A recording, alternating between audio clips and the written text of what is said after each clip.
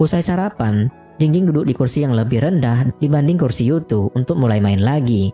Saat hero-nya Jingjing mati lagi, Yutu berpaling padanya, berniat mengawasi permainannya. Namun tiba-tiba perhatiannya teralih ke wajah Jingjing. Rambut panjang hitam legamnya, bulu matanya yang lentik, sosoknya tampak begitu cantik. Dan kecantikan itu tampak semakin jelas saat tiba-tiba Jingjing berpaling padanya dengan kebingungan karena hero-nya Yutu diam saja. Dia sama sekali tidak menyadari tatapan lembut Yutu, malah dengan riang berkata, "Aku bukannya sengaja mengkhianatimu loh." Cepat-cepat menguasai diri, Yutu pun fokus kembali ke gamenya. Tapi gaya permainannya kali ini agak berbeda dari biasanya. Dia jadi lebih ganas, bahkan memakai hero yang tidak biasanya dia pakai. Dan mereka pun menang dengan cepat. Levelnya Jingjing pun naik kembali. Tapi setelah itu, dia menyudahi permainannya, menyuruh Jingjing main sendiri karena dia mau memperbaiki proyektornya Jingjing. Tapi, berhubung Jingjing takut turun level lagi tanpa Yutu, jadi dia langsung pergi mengikuti Yutu. Jingjing mengusulkan, jika proyektornya tidak bisa diperbaiki tepat waktu, mereka nonton babak final e-sport langsung di tempatnya saja. Dia memutuskan menunggu sambil main solo rank, tapi malah kalah dengan cepat. Lawannya langsung mengejeknya. Jingjing pun kesal dan langsung mengadu ke Yutu sambil menyodorkan HP-nya. Maka Yutu pun membantunya balas dendam. Saat Yutu fokus pada gamenya, perhatian Jingjing tiba-tiba teralih menatap Yutu, berpikir bahwa Yutu yang sebelumnya tidak mungkin memperdulikan permintaannya seperti sekarang. Yutu benar-benar banyak berubah sepulangnya dari dinas. Dia mencoba mengetes Yutu dengan minta izin menggunakan ponselnya Yutu untuk main game. Dia beralasan bahwa ponsel yang akan digunakan dalam pertandingan nanti modelnya mirip ponsel Yutu, makanya dia ingin berlatih menggunakan ponsel Yutu. Kemudian Yutu langsung setuju tanpa ragu, mempercayainya sepenuhnya saat dia berkata, "Passwordnya 0424, ambil saja sendiri di ruang tamu." Jingjing langsung pergi ke ruang tamu untuk mengambil ponselnya Yutu, lalu bertanya-tanya apakah Yutu ada di grup SMA mereka. Yutu mengiyakan. Jingjing pun mengaku kalau dia tidak ada di sana. Dia jadi penasaran apa yang dilakukan teman-teman mereka sekarang.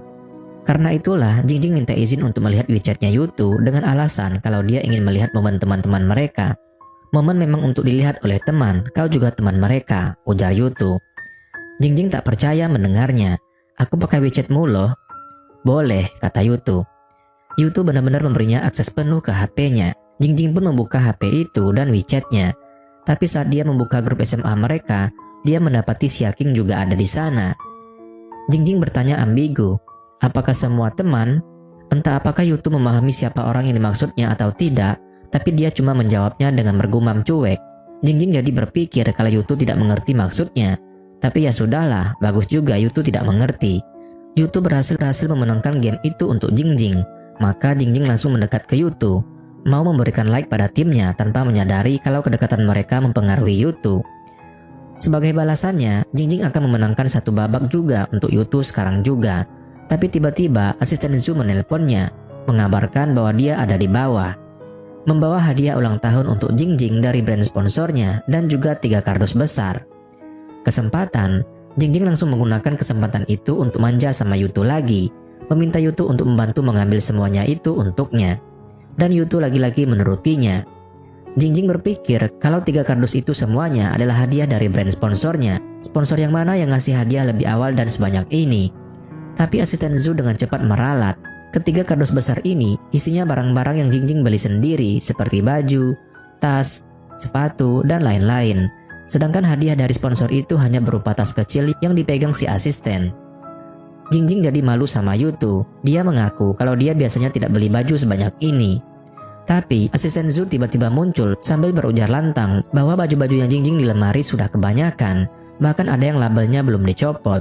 Jadi bagaimana kalau dia dibereskan saja baju-baju yang tidak cocok untuk dibagikan pada semua orang dan sebagian dikirim ke PayPay seperti biasanya? Jingjing diam-diam ngasih isyarat ke asisten Zhu. Untungnya asisten Zhu langsung paham. Tapi kemudian dia menutup mulutnya dengan berakting lebay. Yutu geli melihat semua ini, tapi dia sama sekali tidak memandang semua ini buruk. Malah dia berkomentar, sangat bagus. Tapi karena sekarang sudah sore, Yutu pun pamit. Dia tidak memberitahu yang sebenarnya dan hanya bilang bahwa dia ada kerjaan. Padahal sebenarnya dia ke rumah sakit untuk menggantikan Shenjing menjaga Guanzai. Begitu Yutu pergi, Jingjing sontak mengomeli asisten Zhu. Ucapannya tadi kan bisa saja membuat Yutu salah paham kalau dia orang yang manja dan boros. Sepertinya itu bukan kesalahpahaman. Jingjing menyangkal dia selalu bekerja dengan serius, dan lagi dia membeli semua ini karena kebutuhan untuk profesinya. Kalaupun ada yang tidak dia pakai, selalu dia kasih ke orang, jadi tidak sia-sia dong.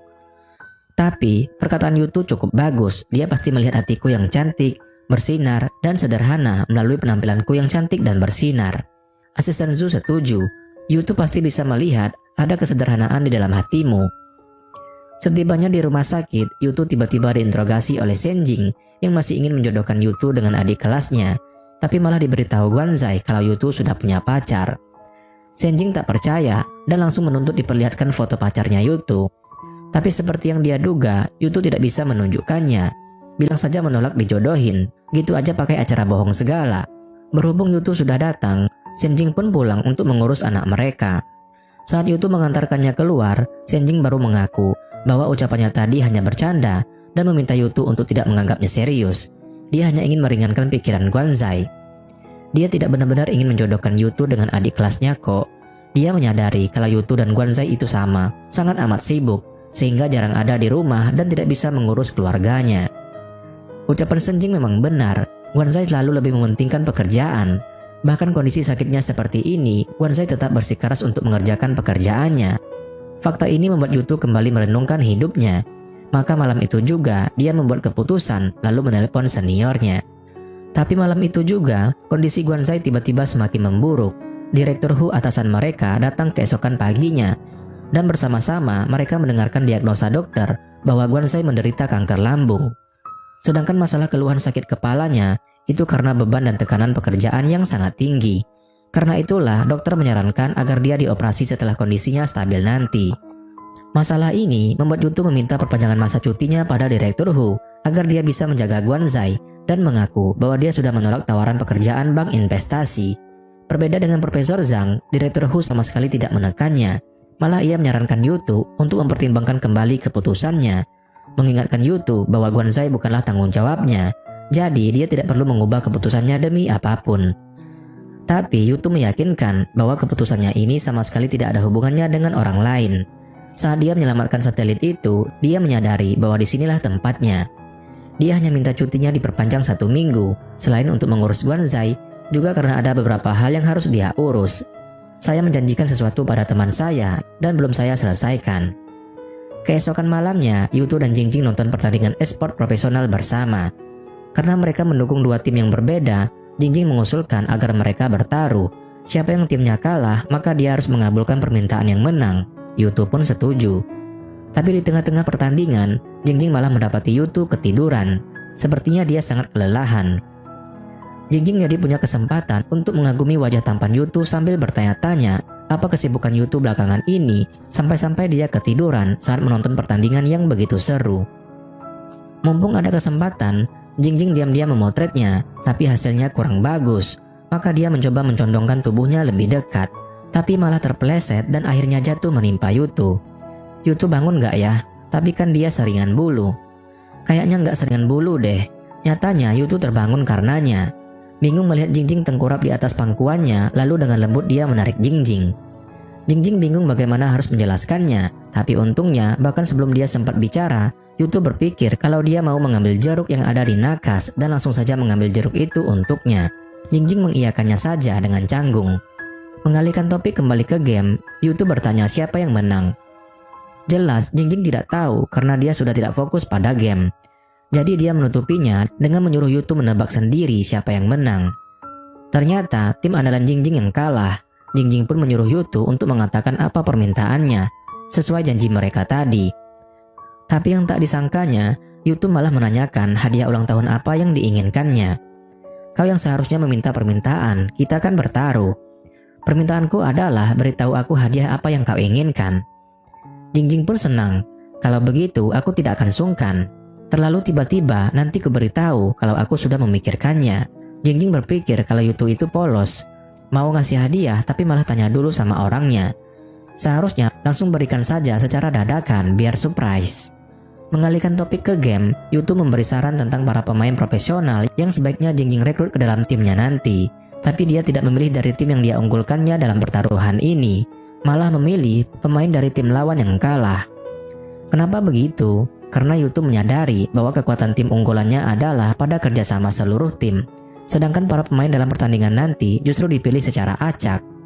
Pilihannya adalah Zuyin dan Salju dari tim Istana Kayangan. Dia pilih Zuyin adalah karena dia pemain serba bisa. Jingjing pun setuju saja, dia memang menyukai Zuyin.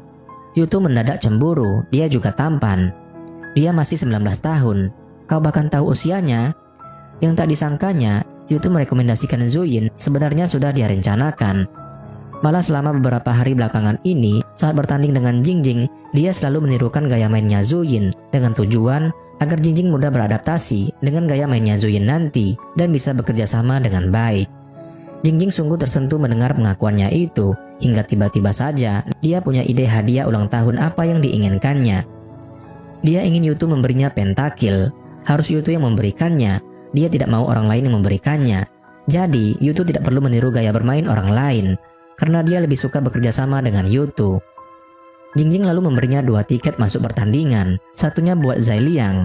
Jadi nanti di sana Yutu bisa bilang ke Zai Liang bahwa pemain tercantik ada di panggung yang bernama Mian Hua, yaitu dirinya sendiri.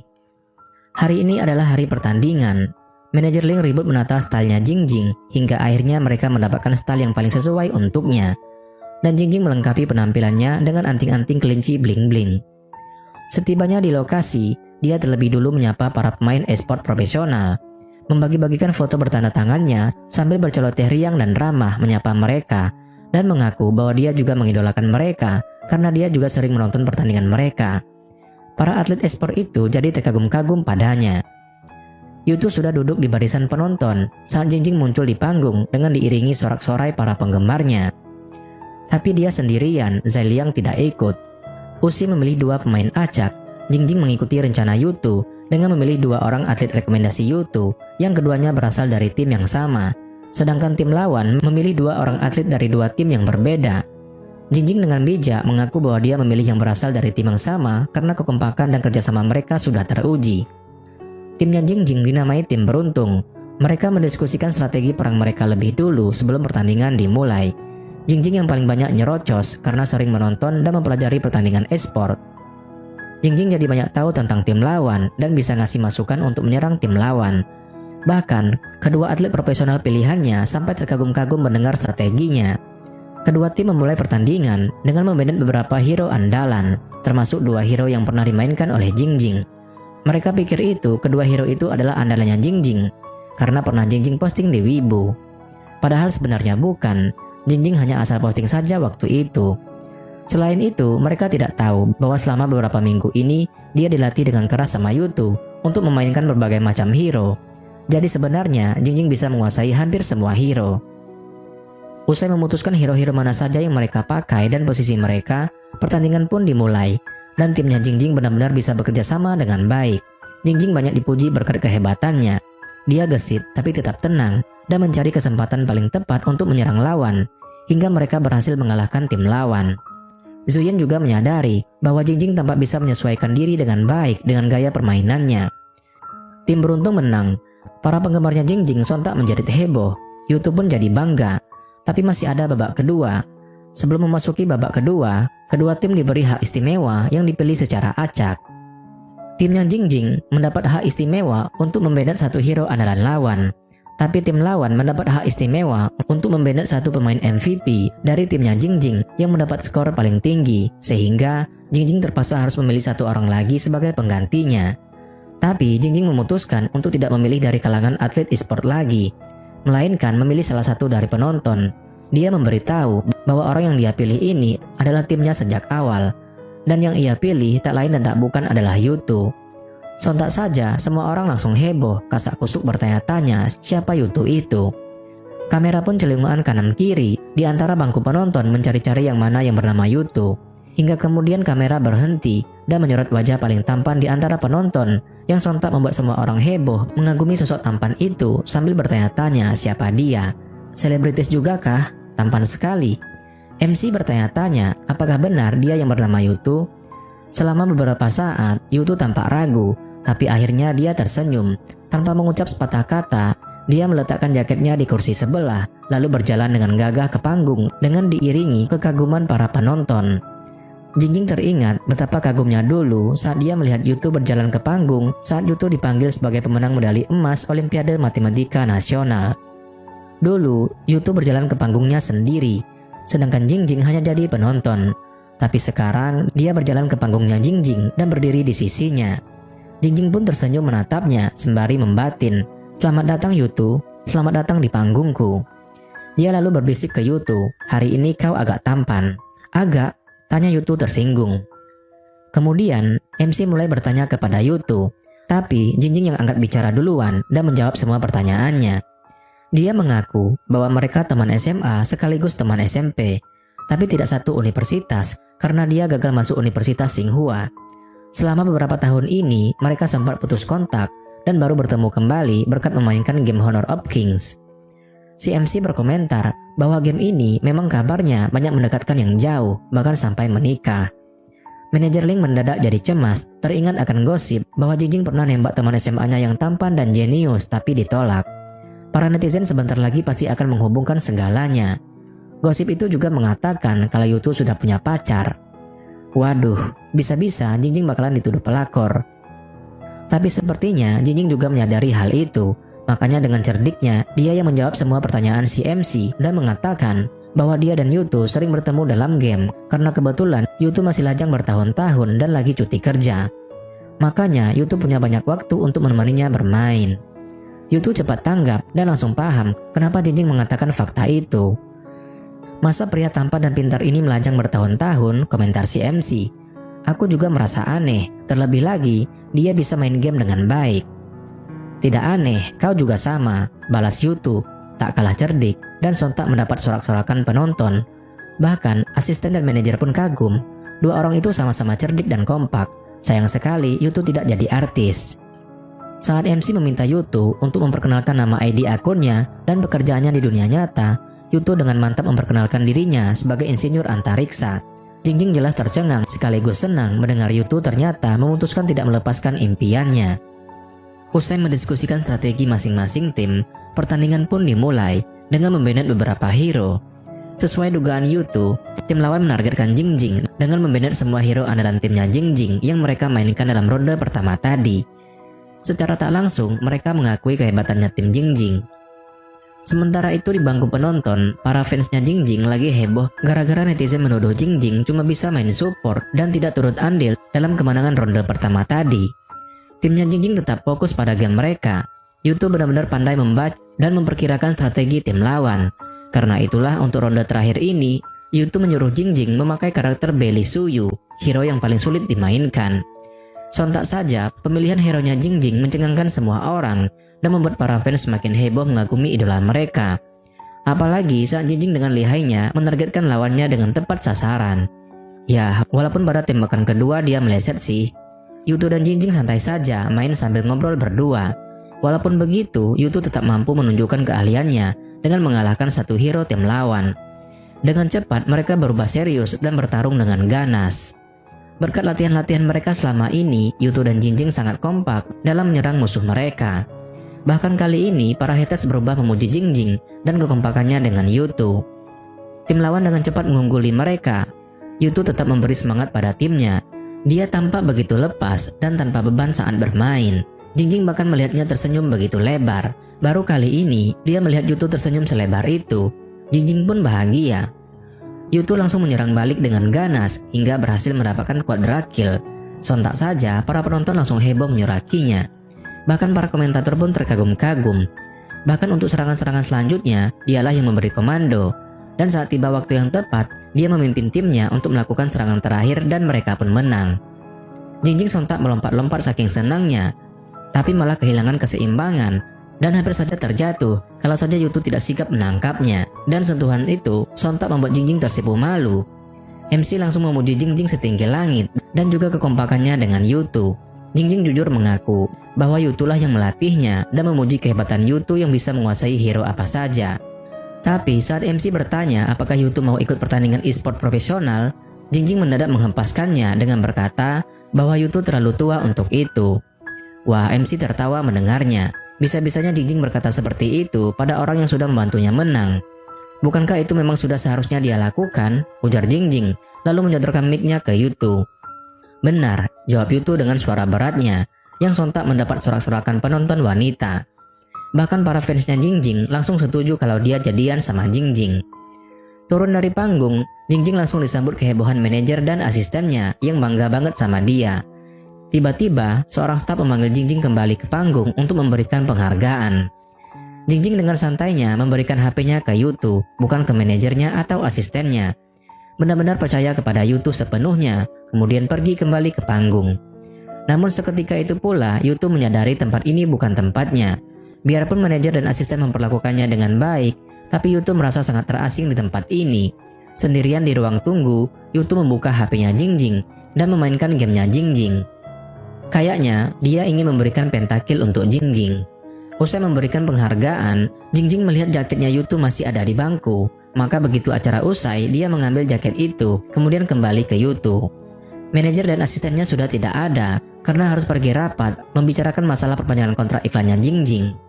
Jingjing lagi-lagi manja, minta dibukain botol air mineral kepada Yutu, dan Yutu dengan senang hati membantunya. Tapi saat Jingjing mengajaknya pulang bersama, Yutu dengan cepat menolak dengan alasan kalau mereka tidak searah. Tapi Jingjing memberitahu bahwa di pintu keluar ada banyak fans yang menunggu, jadi dia akan membawa Yutu keluar lewat jalan yang lebih aman. Dalam perjalanan pulang, Yutu diam saja menatap keluar jendela.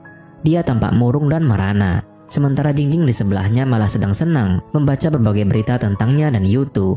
Apalagi banyak yang mendukung mereka untuk jadian dan menikah karena mereka memang serasi. Sama-sama cantik dan ganteng, pintar lagi, cocok banget deh. Keturunan mereka juga terjamin bibit unggul. Tapi kemudian dia melihat ada satu netizen yang ngefans sama Yutu dan ngebet banget ingin mencari tahu tentang Yutu yang katanya insinyur antariksa. Jingjing jadi khawatir dan langsung mengirim pesan ke asistennya, memintanya untuk menghapus semua berita tentang Yutu. Dia baru tahu tadi bahwa Yutu ingin kembali ke Institut Penelitian Antariksa, makanya dia tidak mau Yutu terganggu oleh bisingnya dunia hiburan. Selain itu, Institut Penelitian Antariksa memang tidak boleh terlalu mencolok karena pekerjaan mereka yang konfidensial. Tapi memikirkan Yutu yang hendak kembali ke institut penelitiannya, hal itu juga membuat Jingjing jadi sedih, apalagi karena misi game itu sudah selesai, yang artinya tidak ada alasan bagi mereka untuk bertemu lagi. Memecahkan keheningan di antara mereka, Jingjing bertanya-tanya kenapa Ha Huang tidak datang. Ha Huang ini adalah nama ID game Zai Liang, karena Jingjing hanya tahu nama Ha Huang, belum bertemu dengan Zai Liang di dunia nyata. Yutu pun mengaku dia sengaja tak mengajaknya karena Ha Huang itu mulutnya ember, jadi lebih baik mereka merahasiakan identitas Jingjing darinya. Tadi kau bilang kalau profesimu adalah insinyur antariksa, kau sudah mempertimbangkannya, kau akan kembali ke institut penelitian? Tanya Jingjing. Iya, jawab Yutu. Kapan kau memutuskannya? Saat pergi ke Xi'an, jawab Yutu lagi. Oh, kalau begitu, kapan kau akan mulai bekerja? Tanya Jingjing. Yutu mengaku mulai besok, dan juga saat itu pula dia memutuskan untuk benar-benar memutuskan segala hubungan dengan Jingjing, dengan berkata bahwa mulai sekarang dia tidak akan punya waktu untuk main game lagi. Jadi, mungkin dia tidak akan bisa memberikan pentakil untuk hadiah ulang tahunnya Jingjing. Dia bahkan minta diturunkan di halte terdekat dan menolak undangan perayaan kemenangan mereka. Mendengar hal itu, Jingjing pun sangat sedih, apalagi melihat Yutu yang berjalan semakin menjauh darinya. Tapi dia tak mau berpisah begitu saja, maka dia langsung mengejar Yutu, lalu dengan penuh harap mencoba menembak dia lagi. Akhirnya, Jingjing memberanikan diri untuk menyatakan perasaannya yang sebenarnya kepada Yutu. Nah, gimanakah kelanjutan ceritanya? Apakah Yutu akan menerima cintanya atau sebaliknya?